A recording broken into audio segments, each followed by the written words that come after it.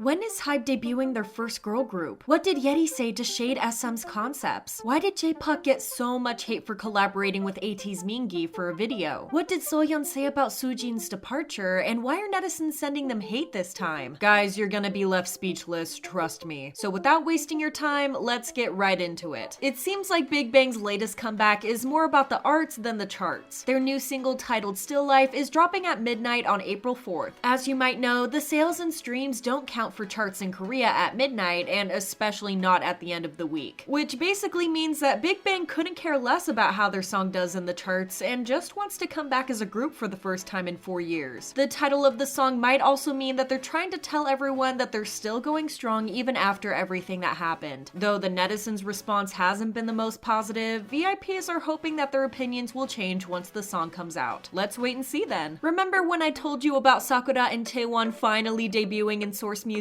newest group? Well, HYBE has started dishing out information about their debut, and I couldn't be more excited. On March 25th, Source Music posted a countdown teaser with the caption "I'm Fearless," which is the hint to the group's name. Earlier this year, it was revealed that HYBE trademarked the phrase "lesser Afim," which is "I'm Fearless" spelled all scrambled up. There were also reports that the group will be debuting in May, but HYBE hasn't confirmed the date yet. It was also revealed that the group is going to have 6 members, including Sakura, Taewon, and former Produce 48 contestant Ho Yoon-jin. 2 other members are going to be well-known trainees from Source Music, and reports are saying that the last member was personally recruited by Source Music's president Soojin in the Netherlands of all places. They really went all out. Also, I don't know about you, but I haven't been this thrilled for a debut in a while. SM Entertainment should have really explained the whole Kwangya concept to their older artists and group because they have no idea what's going on. After Super Junior's Eunhyuk confessed that some artists were forced into being involved in the concept and that the whole thing gave him a headache, Yeti also said that they don't understand what's going on in Kwangya land and that they're going along with it since SM told them to. In a recent appearance on the radio show Noon's Hope Song Kim Shin-young to promote their latest mini-album, the members were asked what Kwangya means to them. Yeti answered, "We have read the content and talked to each other many times, but to be honest, we are not very clear about this universe." Then the members were asked if they would ever visit Kwangya as part of their concept. Yeti replied, "Of course, we have to go. Our group is still under a contract. Trust my girls to be honest with everything." But the way SM is involving all their groups in this concept makes no sense to me. The majority of SM Entertainment groups already have their own very unique storylines and universes, so forcing them to be involved in Kwangya doesn't seem very smart to me. But maybe we'll at least get some interactions between aespa and Red Velvet, and that's always a win in my book. J-Pop's way of promoting his most recent single didn't sit well with K-pop fans, especially since he involved their faves. He dropped his latest comeback titled Ganadara featuring IU, and the song went viral on various social media platforms alongside a dance challenge. Of course, the song is a certified bop, but what has gotten people's attention is the way J-Pop chose to promote the song. He did various TikTok videos and Instagram reel videos of him doing the dance challenge inspired by the song, and it involved idols such as Idol Soyeon, 17's Vernon and Hoshi, and GOT7's JB. However, things turned sour once he posted a video with ATEEZ Mingi. J-Pop in general has a bad reputation with international K-pop fans due to his past controversies, so the reactions of him making a video with Mingi were definitely divided. Since Mingi has been very vocal in the past about idolizing J-Pop, some fans were happy that he finally got to see his idol and even do a dance challenge with him. On the other hand, the majority of A-Tineys weren't happy to see Mingi in his company. J-Pop's comments were filled with requests to leave Mingi alone. To this, J-Pop finally responded with a tweet that said, "Whether people like it or not, I inspire a lot of their favorite idols. Just cause they cheer me on doesn't mean you should take it out on them. If you're a fan, you shouldn't the person you're a fan of. Think about how that makes them feel." He also said that people should send hate to only him instead of the other artists since he was already used to negative comments. He also shared that he checked in on Mingi, writing, "Checked with Lil Bro and he's good, so back to regular scheduled programming." Soyeon finally addressed Soojin's departure, and it's heartbreaking to hear about it. In an interview with W Korea magazine, Soyeon talked about how the group dealt with Soojin leaving the group and how it affected them. She said, "Last year, the group went through many changes. First, our team lineup changes from 6 members to 5. During that time, I told the girl that this album was our last chance, so we had to do Rise and do well. So I decided to title the album I Never and got to work." The title is making me tear up now that we know the meaning. Soyeon was also asked if she was confident in the album, and she said that she has a lot of faith in their work. She shared, "I am confident. I think I can say that this album is everything to me." And she was right in being confident about about it because the album was a huge success. In the first week of its release, Idol broke their own personal record by reaching 176,914 sales. The music video for the title track Tomboy also surpassed 44 million views in just 1 week. The song also proved to be very successful on the charts too, as it topped several music charts. I love that this was considered their last chance at success, and they proved to everyone that nothing can bring them down. I'm sure that they miss Soojin, but they needed to show everyone that they can do well with or without her. But they weren't safe from criticism no matter how successful the comeback was. Miyeon was heavily criticized by netizens for her apparent lack of stage presence, particularly her blank expressions as she's performing. A post was written about it saying, "I was looking up Idol's mix stages and seeing how Miyeon has a total blank face while singing is a shame. I think that I would enjoy watching their stages more if she had more diverse expressions." A netizen commented, "Miyeon is the most untalented one in Idol. She's standing on stage because she's pretty. She has no expression and her dancing is stiff too. Is she supposed to smile during a song with a dark concept?" This is where you can tell that netizens have no idea what they're talking about. They also criticized their encore stage after Idol's first win with Tomboy. The original post in fact complimented the members for sounding just like the studio version, writing, "Why are they so good? Especially Uki. I didn't know that Uki was this good. John Soyeon also sounds the same as the digital release." The comments on the post weren't as positive though. There was an encore stage after Idol performed Lion where Shuhwa accidentally messed up, and people still keep bringing it up like idols aren't normal people who are allowed to make any mistakes. Despite Shuhwa sounding like she ate CDs for breakfast, lunch, and dinner, people had to bring up that particular performance to bring her down. A comment said, "Did you really hear Shuhwa's encore? She got her encore all wrong last time, and this time all the members were helping her. If you have any shame, stop media playing her as being talented." This kind of backlash is nothing new, as this keeps being brought up again and again. I swear, netizens never think these comments through. If all this mess wasn't enough, Stray Kids' Hyunjin's school scandal is being brought up when talking about Idol, and it makes no sense to me. Since both groups are promoting at the same time, they eventually had to compete for the first place in music shows. Idol ended up beating Stray Kids for first place on March 24th on M Countdown. This prompted hate comments for both groups. A netizen made a post on Pan to compare the two, writing, "Failed because they kept the school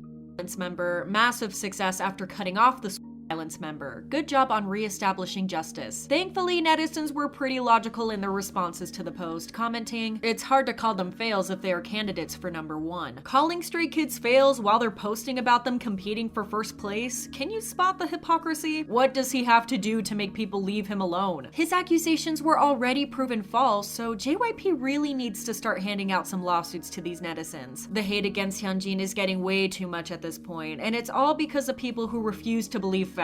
Instead, they prefer to believe groundless accusations. What are your thoughts on the topics I discussed today? Let me know in the comments below. Hope you enjoyed the video, and see you next time. Bye!